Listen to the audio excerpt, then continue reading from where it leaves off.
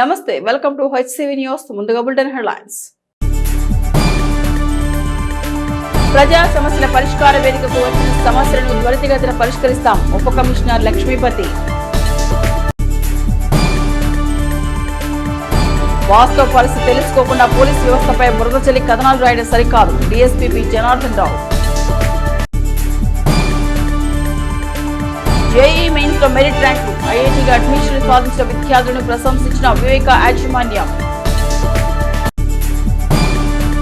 పురపాలక సంఘం కార్యాలయంలో నిర్వహించిన ప్రజా సమస్యల పరిష్కార వేదికకు 3 అర్జీలు వచ్చినట్లు ఉప కమిషనర్ లక్ష్మీపతి పేర్కొన్నారు. పట్టణ పరిధిలో ప్రజల సమస్యల పరిష్కారం కోసం సోమవారం పురపాలక సంఘం కార్యాలయంలో ఉప కమిషనర్ లక్ష్మీపతి అధ్యక్షతన గ్రీవెన్స్ కార్యక్రమాన్ని నిర్వహించారు. అనంతరం లక్ష్మీపతి మీడియాతో మాట్లాడుతూ గ్రీవెన్స్ లో 3 అర్జీలు వచ్చినట్టు తెలిపారు. అదేవిధంగా ఈ నెల 3వ తేదీ నుండి 21వ తేదీ వరకు యోగాంధ్ర కార్యక్రమాలకు ప్రాధాన్యత కల్పిస్తున్నట్టు తెలిపారు. ప్రజలు యోగా పట్ల అవగాహన పెంచుకుని ఆరోగ్యవంతులు కావాలన్నారు. రానున్న వర్షాకాలాన్ని దృష్టిలో ఉంచుకొని పట్టణంలోని ప్రధాన సైడ్ కాలువల్లో స్కిల్ తీసే కార్యక్రమాన్ని ఒక కార్యాచరణగా కొనసాగిస్తున్నామని ప్రజలు కూడా వారి వద్దగా సహకరించాలని కోరారు. ఈ గ్రీవెన్స్ కార్యక్రమంలో కార్యాలయ సిబ్బంది పాల్గొన్నారు. వాళ్ళ మెయిన్ కాలువ డ్రైనేజీ వ్యవస్థ మీద వచ్చాయి. వాటిని స్వీకరించి వాటి పరిష్కారానికి మేము వెంటనే చర్యలు తీసుకోవడం జరుగుతుంది. అలాగే పట్టణంలో 3వ తారీఖు నుంచి యోగాంధ్ర కార్యక్రమాలు 21వ తారీఖు వరకు జరుగుతాయి. ఈ కార్యక్రమంలో ప్రజలు వివిధ సెంటర్లను జరిగే కార్యాలయం మీకు తెలియజేస్తారు. కాబట్టి ఆ సెంటర్స్ అంటూ పట్టణ ప్రజలు కూడా యోగా కార్యక్రమాలు దీనికి సంబంధించినటువంటి యోగాసనాలు కూడా ప్రజలు కూడా నేర్చుకొని ఆరోగ్యవంతులుగా ఉండాలని మనం చేస్తూ ఉన్నాం. అలాగే పట్టణంలో అన్ని ఏరియాల్లో అన్ని ప్రాంతాలందు వర్షాలు వస్తూ ఉన్న సందర్భంలో ఈ టైంలో ప్రత్యేక కార్యక్రమాలు చేపట్టాం. వాటిలో భాగంగా ప్రతి మెయిన్ డ్రైన్స్ కానివ్వండి, సపోర్ట్ డ్రైన్స్ కానీ అన్నీ కూడా క్లీన్ చేయడం జరుగుతూ ఉంది. దీనికి మద్దతుగా మీరు కూడా ప్రజలు కూడా మురుకాలంలో కానివ్వండి, రోడ్లపైన కానీ మిగిలిపోయిన చెత్తలు వ్యర్థాలన్నీ కూడా కాలంలో వేయకుండా జాగ్రత్తలు తీసుకుంటే ఆరోగ్యంగా మనకు చక్కగా దోమల నివారణకు మరియు ఆరోగ్యంగా ఉండటానికి అవకాశం ఉంటుంది. వీటిని కూడా మీరు పరిగణలో తీసుకోవాల్సిందిగా ముఖ్యంగా మనవి చేస్తూ, ఇంకా ఏమైనా మీకు ఏదన్నా సమస్యలు ఉంటే వెంటనే మీ టోల్ ఫ్రీ నెంబర్ ఒకటి ఏర్పాటు చేసాం. దానికి సంబంధించి మీ వెంటనే తెలియజేస్తే వాటిని వెంటనే 24 గంటల్లో పరిష్కరించడానికి ముడిపాలక సంఘం తరఫున సిద్ధంగా ఉన్నామని తెలియజేస్తూ ఉన్నాను. Thank you. ప్రజా సమస్యల పరిష్కార దిశగా నిర్వహించే డివిజన్ గ్రీవెన్స్ కు 8 అర్జీలు వచ్చినట్లు సబ్ కలెక్టర్ కార్యాలయ అధికారుల నుండి లభించిన సమాచారం. డివిజన్ రెవెన్యూ కార్యాలయంలో సోమవారం నిర్వహించిన ప్రజా సమస్యల పరిష్కార వేదికకు 8 అర్జీలు వచ్చినట్లు అధికారులు తెలిపారు. ఇందులో రెవెన్యూ విభాగానికి 4 అర్జీలు, పోలీసు విభాగానికి 2, పురపాలక సంఘానికి 1, ఎంపీడీఓకు 1 వంతున అర్జీదారులు తమ సమస్యలను అర్జీల రూపంలో అందజేశారు. అదే ఇప్పుడు కళ్ళజోడు ఇప్పించడానికి ఇప్పుడు గవర్నమెంట్ హాస్పిటల్ కి మీతో పాటు మా వాళ్ళు ఒకళ్ళు వస్తారు. అక్కడ కళ్ళజోడుకి కట్టి డబ్బులు వస్తారు. మీ కళ్ళజోడు 1 వారంలో వస్తుంది. అదేవిధంగా మండల రెవెన్యూ కార్యాలయంలో ప్రజా సమస్యల పరిష్కార వేదిక కార్యక్రమం నిర్వహించి అర్జీదారుల నుండి అర్జీలు స్వీకరించారు. నేరం జరిగినప్పుడు నిందితులను స్టేషన్కు తీసుకొచ్చి విచారణ చేయడం చట్టం కల్పించిన హక్కని, విచారణ అనంతరం బయటకు వెళ్లిన వ్యక్తి ఆత్మహత్యకు పాల్పడితే ఆ విషయాన్ని వక్రీకరించి మీడియాకు కథనాలు రాయడం సమంజసం కాదని DSP బి జనార్దన్ రావు పేర్కొన్నారు.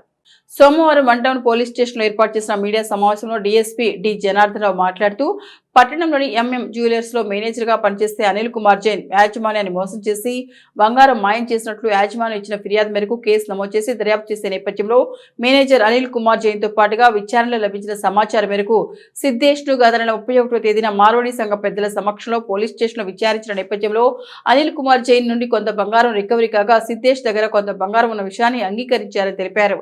అనంతరం సంఘ పెద్దలతోనే సిద్ధేష్ ను బయటికి పంపించడం జరిగిందన్నారు. అయితే సిద్ధేష్ ఆ రోజు రాత్రి ఆత్మహత్య చేసుకున్న అంశానికి పోలీసులకు ఎటువంటి సంబంధం లేకపోయినా, అతని మరణ వాంగ్మూలంలో కూడా ఎక్కడ పోలీసు వారి ప్రసక్తి లేకపోయినా కొన్ని మీడియా కథనాల్లో పోలీసులను బాధితులుగా చూపుతూ కథనాలు రాయడం పట్ల DSP స్పందించారు. వాస్తవ పరిస్థితులు తెలుసుకోవాలని అన్నారు. నేరం జరిగినట్టు ఫిర్యాదు వచ్చిన క్రమంలో నేరస్తుడిని విచారించి అధికారం చట్టం కల్పించిందని అన్నారు. సిద్ధేష్ ను మార్వాడి పెద్దల సమక్షంలోనే విచారించామన్న విషయాన్ని నిర్ధారణ చేసుకోవచ్చన్నారు. సమావేశంలో 1 town CI Mallikarjunarao, 3 town SI Prakash Rao తదితరులున్నారు. 1.5 కేజీలు బంగారం మిస్అప్రాపరేషన్ చేసి చీటింగ్ చేసి వెళ్ళిపోయారని దాని మీద ఒక కేసు రిజిస్టర్ చేయడం జరిగింది. ఈ కేసు దర్యాప్తులో భాగంగా మేము అనిల్ కుమార్ జైన్ని కస్టడీలో తీసుకొని విచారించినప్పుడు అతని దగ్గర ఈ షాపుకు సంబంధించిన కొంత బంగారం రికవరీ చేయడం జరిగింది. మిగతా బంగారం గురించి అతన్ని విచారించినప్పుడు అతను ఎవరెవరి దగ్గర ఎంతంత మొత్తంలో అమ్మాడో తాకట్టు పెట్టాడో ఇవన్నీ చెప్పడం జరిగింది. అందులో భాగంగా కొంత సొమ్ము రికవరీ చేయడం జరిగింది. అయితే ఈ కేసులో ఈ వ్యవహారాలు చూడడానికి ఇన్వెస్టిగేషను 3 టౌన్ ఎస్ఐ ప్రకాశ్రావుని నేను అప్పగించాను. అందులో భాగంగా అతను పిలవడం, వాళ్ళిద్దరితో మాట్లాడడం, ఏం జరిగిందని విచారించడం ఇదంతా జరుగుతూ ఉంది. దీంట్లో భాగంగానే 31వ తారీఖు రాత్రి 7 గంటల టైంలో ఈ సిద్ధేష్ అనే వ్యాపారిని స్టేషన్ పిలిపించారు. ఆ విచారించిన క్రమంలో అనిల్ కుమార్ జైన్ 100 గ్రాముల బంగారం ఇతనికి అమ్మినట్టుగా ఇద్దరు ఒప్పుకొని పెద్దల ముందు కూడా అది జరిగింది విషయం. దానిపై సంఘ పెద్దలు, ఆ బంధువులు దీనిపై మేము రేపు మార్నింగ్ వచ్చి ఏ విషయం చెప్తామని అతన్ని వెంటనే స్టేషన్ నుంచి వెళ్ళిపోయారు. అంతేగాని 2 టౌన్ సిఏ గారు, 3 టౌన్ సిఏ గారు వారి మానసికంగా శారీరకంగా హింసించారని రాయడం కరెక్ట్ కాదు. వాళ్ళ బంధువులు సంఘ పెద్దల సమక్షంలో మాట్లాడి ఎస్ఐ గారు వారిని ఇమీడియట్గా పంపించేయడం జరిగింది. అయితే ఆ మర్నాడే ఆయన ఉరి వేసుకొని ఆత్మహత్య చేసుకున్నారని వారి బంధువులు అతన్ని మహారాష్ట్ర తీసుకెళ్ళిపోయారని తెలిసింది.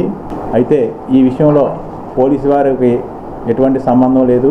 వార్తాపత్రికలో కానీ సోషల్ మీడియాలో కానీ అతను వాట్సాప్ స్టేటస్గా పెట్టబడిన నోటుని చదివినట్లయితే అతను మానసికంగా కానీ ఏదో ప్రాబ్లంతో ఉండి ఆ స్టేటస్లా కనిపించితే కానీ అందులో పోలీసుని ఎటువంటి విధంగా అతను అనుమానించలేదు, ప్రశ్నించలేదు. కానీ దాన్ని వక్రీకరించడం అనేది కరెక్ట్ కాదని ఈ పత్రికాముఖంగా మీ అందరికీ తెలియజేస్తున్నాం. పోలీసు దర్యాప్తులో ఎవరైనా ఒక దొంగ సొత్తు కొన్నారని కానీ ఏదైనా ఇబ్బంది అంటే ఏదైనా నేరం జరిగిందని వచ్చినప్పుడు వారిని పోలీస్ స్టేషన్కి పిలవడం, ఎంక్వైరీ చేయడం అనేది చట్టం ఇచ్చిన ఒక భద్రతా హక్కు. దాన్ని మీరు పోలీస్ స్టేషన్ ఎందుకు పిలవడం వల్ల ఇట్లా జరిగిందని వక్రీకరణ ఎంతవరకు సమంజసం కాదని ఈ పత్రికాముఖంగా మీ అందరికీ తెలియజేస్తున్నాను. జేఈ మెయిన్స్ లో మెరిట్ ర్యాంకులు సాధించి ఐఐటీలో అడ్మిషన్లు సాధించిన విద్యార్థుల అభినందన సభ కార్యక్రమం వివేక విద్యా సంస్థలో నిర్వహించారు. స్థానిక వివేక విద్యా సంస్థలు సోమవారం విద్యాసంస్థల డైరెక్టర్ రావిపాటి వీరనారాయణ అధ్యక్షతన జేఈ మెయిన్స్ లో మెరిట్ ర్యాంకులు సాధించి ఐఐటీలో అడ్మిషన్లు పొందిన 3 విద్యార్థుల అభినందన సభ కార్యక్రమం ఆహ్లాదభరిత వాతావరణంలో కొనసాగింది. దేశవ్యాప్తంగా 16 లక్షల మంది విద్యార్థులు పరీక్షలకు హాజరు కాగా వివేక విద్యా సంస్థల నుండి 3 విద్యార్థులు జేఈ మెయిన్స్ లో 99.37% ఫలితాలతో తూనుగుంట్ల పవన్ కుమార్ ఓసీ కేటగిరీలో అడ్మిషన్ పొందగా 3098 ర్యాంకుతో ఎస్సీ కేటగిరీలో మనోజ్ కుమార్ 3280వ ర్యాంకుతో కొచ్చెల మనీష్ ఐఐటీలో అడ్మిషన్ పొందారు. ఈ సందర్భంగా కళాశాల యాజమాన్యం ఆధ్వర్యంలో విజేతలకు ఆత్మీయ సత్కారం అందజేశారు. విద్యా సంస్థల డైరెక్టర్ నారాయణ మెరిట్ విద్యార్థుల స్థితిగతుల గురించి వివరిస్తూ ఉత్తమంగా విద్యలో రాణించినందుకు అభినందనలు తెలిపారు. ఈ కార్యక్రమంలో సీఈఓ ఉదయ్ కిరణ్, ఎం శ్రీనివాసరావు, వెంకటరావు తదితర అధ్యాపకులు విజేతలైన విద్యార్థులను ప్రశంసించారు. మన వివేక విద్యా సంస్థల విద్యార్థులు 3 విద్యార్థులు అడ్వాన్స్డ్ పరీక్షల్లో మంచి ర్యాంక్ సాధించి ఐఐటి అడ్మిషన్లు పొందడానికి అర్హత పొందారు అని చెప్పడానికి చాలా సంతోషంగా ఉంది. మరి మనందరికీ తెలిసినటువంటిదే జేఈ మెయిన్స్ పరీక్షల్లో 99.37% సాధించినటువంటి విద్యార్థి తూనుగుంట్ల పవన్ కుమార్ ఓసీ కేటగిరీలో 4759వ ర్యాంక్ సాధించి ఐఐటీల్లో ప్రవేశానికి అర్హత పొందాడు. దీంతో పాటుగా ఇదే జేఈ అడ్వాన్స్డ్ పరీక్షలో ఎస్సీ కేటగిరీ కూడా ఉంటుంది. ఆ కేటగిరీలో కూడా మరో 2 విద్యార్థులు మిస్టర్ మనోజ్ కుమార్ 3098వ ర్యాంక్, అలాగే కంచర్ల మనీష్ 3280వ ర్యాంక్ సాధించారు. ఈ విధంగా మరి 3 విద్యార్థులు అడ్వాన్స్డ్ పరీక్షలో కూడా చక్కటి ర్యాంక్ సాధించి ఐఐటీస్లో మనందరికీ తెలుసు లిమిటెడ్ ఐఐటీస్ ఉంటాయని 21 ఐఐటీస్ సుమారుగా ఉన్నాయి. మరి ఈ ఐఐటీస్లో అడ్మిషన్స్ పొందడానికి వీళ్ళు అర్హత సాధించారు. ఇది ఒక మంచి అచీవ్మెంట్. నేను వివేక ఇన్స్టిట్యూషన్స్లో చదువుతున్నాను. జనవరి నెలలో జేఈ మెయిన్స్ పరీక్షలో నాకు మంచి ర్యాంక్ వచ్చింది. అలాగే ఈ ఇన్స్టిట్యూట్స్కి ఇచ్చిన కోచింగ్ వల్ల మాకు అడ్వాన్స్లో కూడా మంచి ర్యాంక్ వచ్చింది. ఇందుకు కారణం మేము డైరెక్టర్కి ధన్యవాదాలు చెప్పుకుంటున్నాం. నాకు సపోర్ట్ చేసిన మా పేరెంట్స్కి, నా ఫ్యామిలీకి, అలాగే ఫ్రెండ్స్కి కూడా ధన్యవాదాలు చెప్పుకుంటాను. వెంకట్ మనీష్. నేను కస్కూరు గ్రామానికి చెందినవాడిని, పొన్నూరు మండలం. నేను వివేక కాలేజ్లో ఇంటర్మీడియట్ ఫస్ట్ ఇయర్లో చేరాను. అలాగే intermediate first year intermediate marks కూడా బాగానే తెచ్చుకున్నాను. జేఈ మెయిన్స్ ఫస్ట్ షిఫ్ట్లో నేను క్వాలిఫై అయ్యి అడ్వాన్స్ రాష్ట్రానికి నేను అర్హత పొందాను. అడ్వాన్స్లో నేను 3280 ర్యాంక్ సాధించాను. ఈ సక్సెస్ని నేను మా పేరెంట్స్కి, నాకు చదువు చెప్పిన మా గురువులకి, నా ఫ్రెండ్స్కి, నా ఫ్యామిలీస్కి డెడికేట్ చేస్తున్నాను. అలాగే మమ్మల్ని వెనకమల నుండి నడిపించినటువంటి సాకేత్ సార్కి నేను స్పెషల్గా థ్యాంక్స్ చెప్తున్నాను. అలాగే డైరెక్టర్ సార్ కూడా మాకు తెనాలి నుంచి పొన్నూరు ఒక 1 అవర్ జర్నీ ఉండిద్ది, మా కోసం ప్రత్యేకంగా వచ్చి కెమిస్ట్రీ క్లాస్ తీసుకొని మమ్మల్ని మోటివేట్ చేసి ఇక్కడ మేము ఈ పొజిషన్లో ఉన్నామంటే the main reason director sir. So I'm thank you sir. Shivaji Maharaj ఛత్రపతిగా పట్టాభిషిక్తుడైన జ్యేష్ఠ శుద్ధ త్రయోదశిని ప్రతి ఏటా హిందూ సామ్రాజ్య దినోత్సవంగా వైభవంగా నిర్వహించుకోవడం ఆనవాయితీగా వస్తుందని బజరంగ దళ నాయకులు పేర్కొన్నారు. విశ్వ హిందూ పరిషత్, బజరంగ దళ, హిందూ చైతన్య వేదిక సంయుక్తంగా హిందూ సామ్రాజ్య దినోత్సవం గత 50 సంవత్సరాలుగా తెనాలిలో జ్యేష్ఠ శుద్ధ త్రయోదశి నాడు నిర్వహించుకుంటున్న నేపథ్యంలో సోమవారం బజరంగ దళ కార్యాలయంలో మీడియా సమావేశం ఏర్పాటు చేసి కార్యక్రమ కార్యాచరణను వివరించారు. ఈ సందర్భంగా నిట్టబాలు మాట్లాడుతూ ఈ నెల 8వ తేదీ హిందూ సామ్రాజ్య దినోత్సవం పురస్కరించుకొని శివాజీ మహారాజ్ శోభాయాత్రను ఘనంగా నిర్వహించినట్టు తెలిపారు. సుల్తానాబాద్ నుండి బుర్రెపాలెంలోని శివాజీ చౌక్ వరకు శోభాయాత్ర బైక్ ర్యాలీ ఏర్పాటు చేసినట్లు వివరించారు. హిందూ బంధువులందరూ ఈ విశేషమైన బైక్ ర్యాలీలో పాల్గొని హిందూ సామ్రాజ్య దినోత్సవ ఆవశ్యకతను చాటాలన్నారు. బైక్ ర్యాలీ ఆ రోజు సాయంత్రం 4 గంటలకు సుల్తానాబాద్ లో బయలుదేరుతుందని, బుర్రెపాలెం రోడ్లోని శివాజీ చౌక్ లో బైక్ ర్యాలీ అనంతరం భారీ బహిరంగం కూడా ఉంటుందన్నారు. ఈ సమావేశంలో ప్రచార పోస్టర్లను ఆవిష్కరించారు.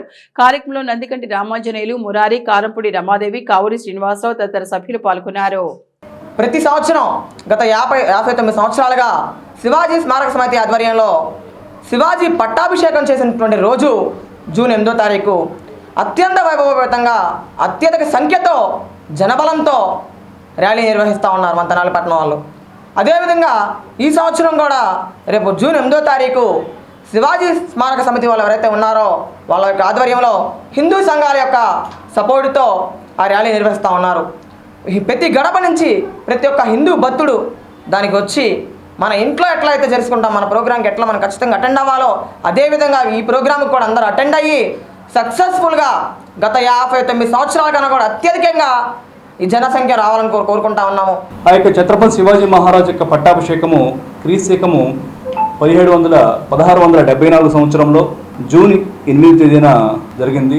మహారాష్ట్రలోని రాయగఢ్ పట్టణంలో క్రీశకం 1674 జూన్ 8న ఆ యొక్క పట్టాభిషేకాన్ని పురస్కరించుకొని యావత్ ప్రపంచం కూడా ఈ నెల 8వ తేదీన పట్టాభిషేక ఉత్సవాలు జరుపుతుంది.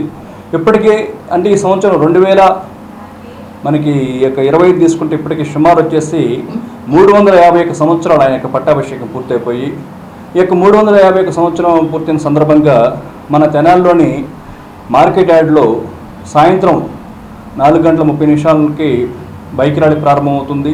ఈ యొక్క బైక్ ర్యాలీలో పట్టణము మరియు నియోజకవర్గ స్థాయిలోని యావత్ హిందూ బంధువులందరూ హాజరయ్యి ఈ యొక్క బైక్ ర్యాలీని మార్కెట్ యార్డ్ నుంచి మన శివాజీ చౌక్ సెంటర్ వరకు ఈ యొక్క ర్యాలీ జరిగిద్ది. ఈ యొక్క ర్యాలీలో యావత్ హిందూ బంధువులు కూడా పాల్గొనాలి.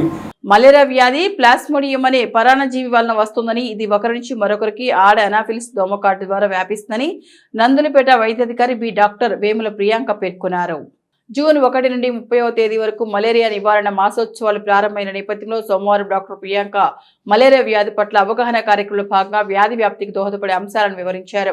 మలేరియా వ్యాధిని వ్యాప్తి చేసే దోమలు మంచినీటిలో గుడ్డు పెడతాయని, ప్రజలు వారానికి ఒక్కసారైనా నీటి నిల్వలు మార్చుకోవాలన్నారు. ఇన్ఛార్జ్ సహాయంతో మలేరియా అధికారి వంగల పున్నారెడ్డి మాట్లాడుతూ అధిక జ్వరము, వణుకు, చలి, చెమటలు పట్టడం, ఒళ్ళు నొప్పులు మలేరియా సోకే లక్షణాలుగా చెప్పవచ్చని అన్నారు. చిన్న రక్త పరీక్ష ద్వారా ఈ వ్యాధిని నిర్ధారించవచ్చునని తెలియజేశారు. ఎవరైనా జ్వరంతో బాధపడుతున్నట్లయితే సమీప పట్టణ ప్రాథమిక ఆరోగ్య కేంద్రాల్లో కానీ, ప్రభుత్వ ఆసుపత్రుల్లో కానీ ఆరోగ్య కార్యకర్తలను లేదా ఆశా కార్యకర్తలను సంప్రదించినట్లయితే ఈ పరీక్ష ఉచితంగా చేసి వ్యాధి దశను నిర్ధారణ చేస్తారని అన్నారు. మలేరియా అంతం మనతోనే అనే నినాదం ద్వారా 2027 నాటికి 0 మలేరియా కేసులు కావాలని, 2030 నాటికి మలేరియా రహిత భారతదేశం ఏర్పడాలనే లక్ష్యంతో అవగాహన కార్యక్రమం నిర్వహిస్తున్నట్టు తెలిపారు. ప్రజల భాగస్వామ్యంతో కూడిన అవగాహనతోనే ఇది సాధ్యమని అన్నారు. అనంతరం అనంతరం తెనాలి పట్టణ మలేరియా సబ్ యూనిట్ అధికారి శ్రీకంఠ ఉమాకాంత్ మాట్లాడుతూ 3C విధానమును ప్రతి ఒక్కరూ పాటించాలని, అనగా చెక్ క్లియర్ కవర్ విధానాన్ని పాటించడం ద్వారా దోమలని సగం తగ్గించుకోవచ్చని తెలిపారు. ప్రతి శుక్రవారంను పొడి దినముగా పాటించాలని కోరారు. అనంతరం ఆరోగ్య విస్తరణ అధికారి అందే బాలచంద్ర మౌడి మాట్లాడుతూ మలేరియా దోమలు మంచినీటిలో గుడ్లు పెడతాయని, కనుక ప్రజలు ఇంటి లోపల ఇంటి చుట్టుపక్కల నీటి నిల్వ లేకుండా చూసుకోవాలన్నారు. ఈ కార్యక్రమం మలేరియా శాఖ ఆరోగ్య పర్యవేక్షకులు దీపాల శ్రీనివాసరావు, బండారు మల్లేశ్వరరావు, దాసరి శివనాగ మల్లేశ్వరరావు, ఆరోగ్య కార్యకర్తలు షేక్ రషీద్, సయ్యద్ కరీముల్లా, సంకా శరత్ బాబు, ఏ వేణుగోపాలరావు, దీపాల శ్రీనివాసరావు, లెఫ్ట్రా సొసైటీ కార్యకర్త రమణ, నందులపేట పట్టణ ప్రాథమిక ఆరోగ్య కేంద్ర ఆరోగ్య కార్యకర్తలు, ఆశా కార్యకర్తలు మరియు ఇతర సిబ్బంది స్థానికులు పాల్గొన్నారు. ఇవాళ ఈ ర్యాలీ యొక్క ముఖ్య ఉద్దేశం ఏంటంటే జూన్ 1వ తారీఖు నుంచి మలేరియా మాసోత్సవం ప్రారంభమవుతుంది. ఈ కార్యక్రమం నెల రోజుల పాటు జరుగుతుంది.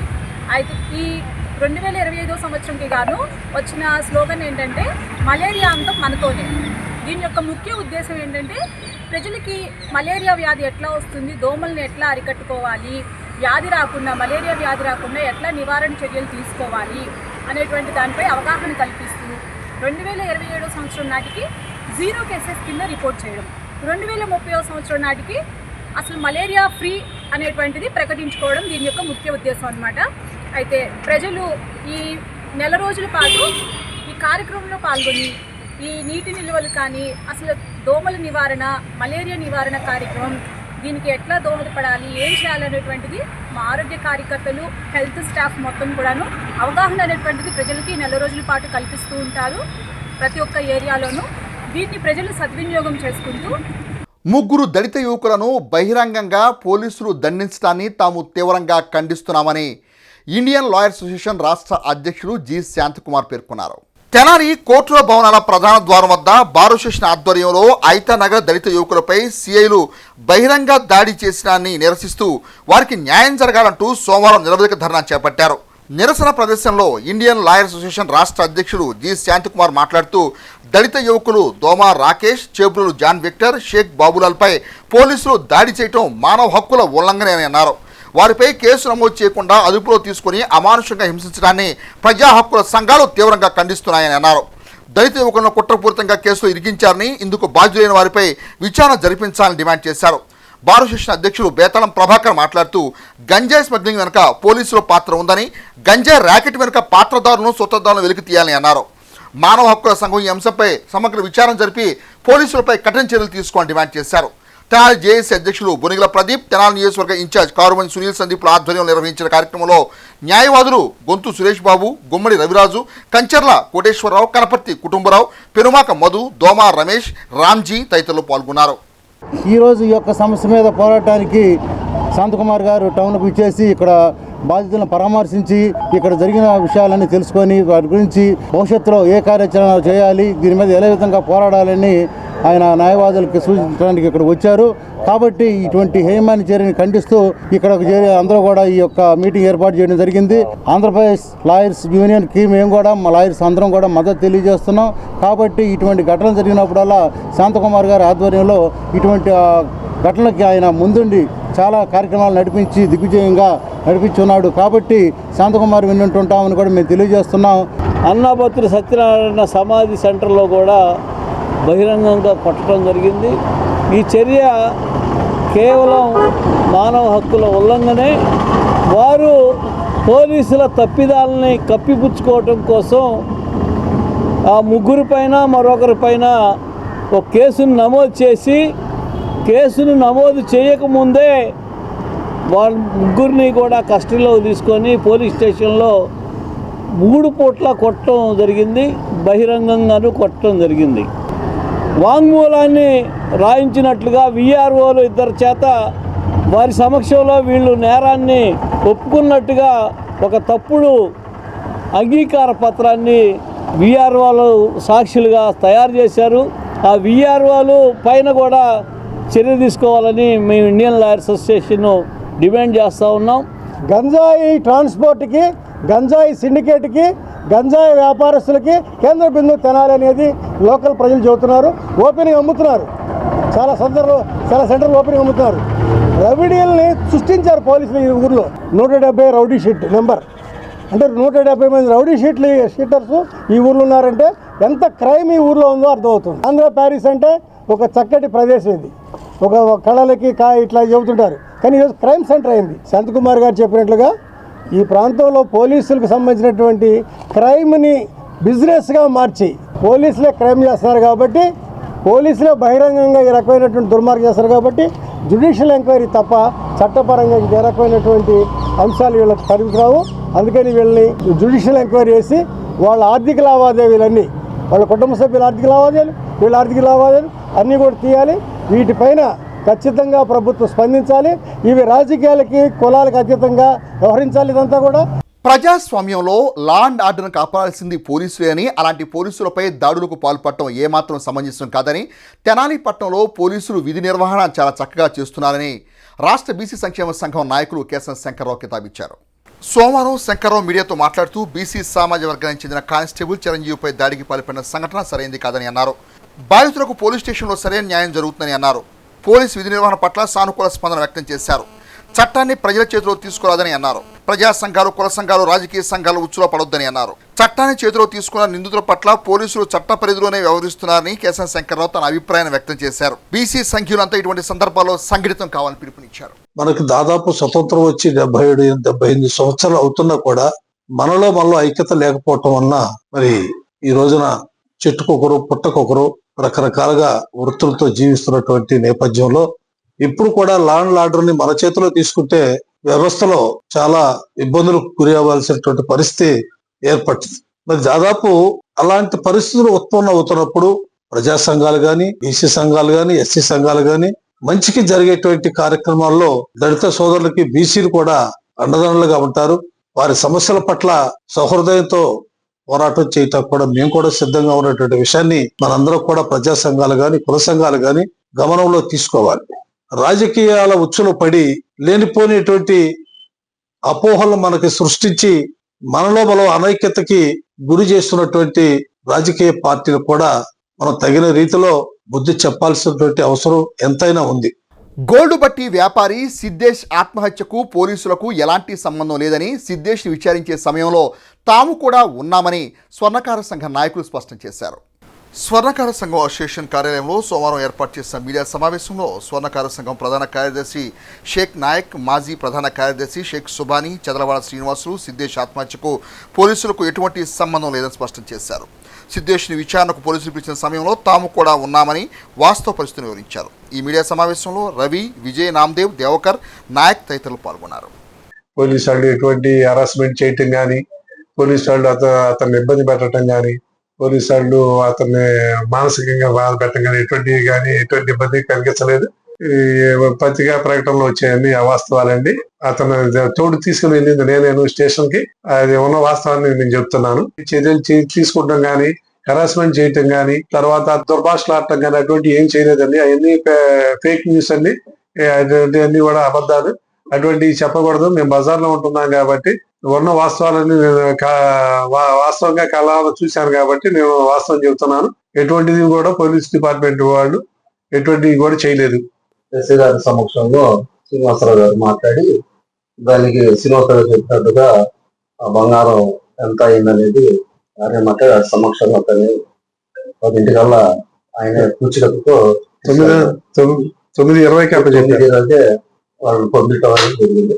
ఇదంతా శ్రీనివాసరావు గారి దగ్గర ఉండి ఆయన అబ్బాయిని సేవ్ చేసి ఆయన చేయగానే ఎస్ఐ గారి పైన మాట్లాడి ఆయన సమక్షంలో అతను తీసుకెళ్ళడం. శనివారం జరిగిన సిద్ధేశ్వరరావు తీసుకొచ్చారు.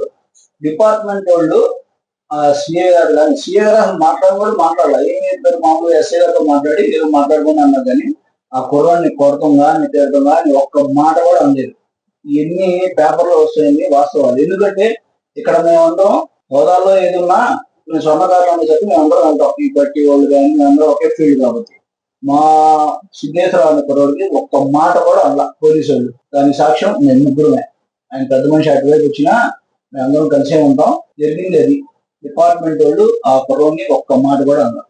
సోమవారం విడుదలైన జేఈ అడ్వాన్స్ మెయిన్స్ పరీక్ష ఫలితాల్లో తెనాలి పట్టణానికి చెందిన శ్రీ చైతన్య జూనియర్ కళాశాల విద్యార్థులు అత్యుత్తమ ర్యాంకులను సాధించిన పట్ల కళాశాల యాజమాన్యం హర్షం వ్యక్తం చేసింది. సోమవారం విడుదలైన జేఈ మెయిన్స్ అడ్వాన్స్ ఫలితాల్లో తెనాలి పురిపాలెం రోడ్లోని శ్రీ చైతన్య కళాశాలకు చెందిన 5 విద్యార్థులు మెరిట్ ర్యాంకులు సాధించినట్లు కళాశాల ప్రిన్సిపాల్ బి తిరుమలరావు ఒక ప్రకటనలో తెలియజేశారు. బి నక్షత్ర 1532వ ర్యాంక్, ఏ హర్షిని 2174వ ర్యాంక్, కె యశ్వంత్ 2459వ ర్యాంక్, ఎర్రు వంశీ ఆదిత్య 1984వ ర్యాంక్, సిహెచ్ రోహిత 4925వ ర్యాంక్ సాధించడం పట్ల కళాశాల యాజమాన్యం హర్షం ప్రకటించింది. స్త్రీలోని దైవిక చైతన్యాన్ని జాగృతం చేసినప్పుడే స్త్రీలు అన్ని రంగాల్లో రాణించి తమ చరిష్మాని చాటుకునే అవకాశం ఉంటుందని అచ్యుత దాసాజీ పేర్కొన్నారు. తెనాలి మండలం బురిపాలెం గ్రామంలోని శ్రీ సర్వదేవ పరంజ్యోతి మానవ సేవా ఆలయంలో 2 రోజుల పాటు మహిళలకు ప్రత్యేకంగా శ్రీశక్తి వరం పేరిట ఉచితంగా ఆధ్యాత్మిక శిక్షణ తరగతులు నిర్వహించారు. అశేషంగా పాల్గొన్న మహిళా సభ్యులను ఉద్దేశించి అచ్యుత దాసాజీ మాట్లాడుతూ శ్రీ పరంజ్యోతి భగవతి భగవాను సంకల్పనానుసారం ఈ కార్యక్రమం నిర్వహించడం జరిగిందని అన్నారు. స్త్రీలలో దైవిక చైతన్యాన్ని జాగృతం చేసి ఆమెలోని ఆరోగ్య చైతన్యాన్ని, ఐశ్వర్య చైతన్యాన్ని పెంపొందించడం జరిగిందని అన్నారు. తద్వారా స్త్రీ అన్ని రంగాల్లో ఉన్నతంగా ఎదుగుతుందని అన్నారు. ఈ శిక్షణా తరగతుల్లో తెనాలి పరిసర గ్రామ ప్రాంతాలైన 32 గ్రామాల నుండి వందలాది మంది మహిళలు పాల్గొన్నారు. సమావేశానంతరం అన్నప్రసాద వితరణ కార్యక్రమాన్ని నిర్వహించారు.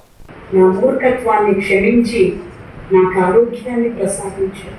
నువ్వు బాగైపో, నీకు ఎంతో శక్తి ఉంది, దేహానికి నీకు ఎంతో శక్తి ఉంది, పవర్ ఉంది, నువ్వు బాగా, నేను కృతజ్ఞతగా ఉంటాను. ఎప్పుడు నేను అలా మాట్లాడను, నువ్వు ఎలాగున్నా నేను స్వీకరిస్తున్నాను. దుగ్గిరాల మండల పరిషత్ కార్యాలయం ప్రాంగణంలో రైతులకు అవసరమైన డ్రోన్లను రాయితీలపై సోమవారం అందజేశారు. మండల పరిధిలోని దేవరపల్లి అగ్రహారానికి చెందిన కృపా కిషన్ గ్రూపుకు 50% రాయితీపై అధికారులు ప్రజాప్రతినిధులు అందజేశారు. తక్కువ ఖర్చుతో వ్యవసాయ రంగంలో డ్రోన్ రైతులకు పంటకు ఎరువులు మందులు పిచికారీపై ఉపయోగపడే విధంగా రాయితీని అందిస్తున్నామని అన్నారు. మండలానికి 3 డ్రోన్లు మంజూరైనట్లు అధికారులు తెలిపారు. అంతేకాకుండా వ్యవసాయ వినియోగం వల్ల రైతులకు, నిరుద్యోగ యువతకు పైలట్ శిక్షణ పొంది జీవనాధారం పొందేందుకు రాయితీలపై అందిస్తున్నామని అన్నారు. మండల వ్యవసాయ అధికారిని పి శిరీష, తెలుగుదేశం పార్టీ మండల అధ్యక్షురాలు కేశవనేని శ్రీయంత, పంచాయతీ కార్యదర్శి Vivekananda, bank manager Lakshmi Naresh, VAA Lavanya, company incharge Gopi, కార్యాలయం సిబ్బంది పాల్గొన్నారు. దుగ్గిరాల మండలంలో డిపి అగ్రహారంకి చెందినటువంటి కృపా కిసాన్ సిహెచ్సి గ్రూప్ వాళ్ళకి మనం ఈ డ్రోన్ని 80% సబ్సిడీపై ఈరోజు అందించడం జరిగింది. దుగ్గిరాల మండలంలో చూసుకుంటే మనకి 3 రైతులు ఆల్రెడీ శిక్షణ కూడా పొంది ఉన్నారు. వాళ్ళకి ఫేజుల వారీగా మనం ఈ డ్రోన్ని అందించడం జరుగుతుంది. ఈ డ్రోన్ అనేది ఇప్పుడు ఈ రోజుల్లో వ్యవసాయంలోనే కాదు, మిగతా ఏ రంగాల్లో చూసుకున్నా కానీ డ్రోన్ ద్వారా మనం అత్యాధునికంగా వ్యవసాయాన్ని కూడా అన్నీ చేస్తూ ఉన్నాము. ఈ మొక్కజొన్న మనకి ఎక్కువగా పండేటటువంటి మొక్కజొన్న సమయంలో రైతులు కూలీలతోటి ఇబ్బంది పడటము, పిచికారీ చేయాలంటే కూడా కష్టంగా ఉంటున్న ఈ సమయంలో డ్రోన్ ఉపయోగం అనేది రైతులకి వరం లాంటిది. ఇందులో ఏంటంటే మనకి తక్కువ ఖర్చుతోటి పురుగు మందు కూడా మనం చాలా తక్కువ క్వాంటిటీ యూజ్ చేస్తాము. యూజ్ చేసిన పురుగు మందు కూడా ప్రతి ఒక్క మొక్కపై సమంగా చల్లడానికి కానీ ఇది డ్రోన్ ఉపయోగపడుతుంది. ఈ కొత్త యుగానికి కొత్త టెక్నాలజీస్తో మనం ముందుకు వెళ్ళాలి అన్న ఉద్దేశంతో ఈ ఇనిషియేషన్ తీసుకోవడం జరిగింది. ఈ డ్రోన్స్ ద్వారా వ్యవసాయం చేయడం అనేది ప్రస్తుతానికి చాలా అనుకూలంగా ఉంటుంది రైతులకు. ఈ అవకాశాన్ని అందరూ వినియోగించుకుంటే మా బ్యాంకు ఎప్పుడు ముందు ఉంటుంది మీకు సహకరించడానికి. వ్యవసాయ రంగంలో డ్రోన్ ప్రాముఖ్యత ఎక్కువగానే ఉంది.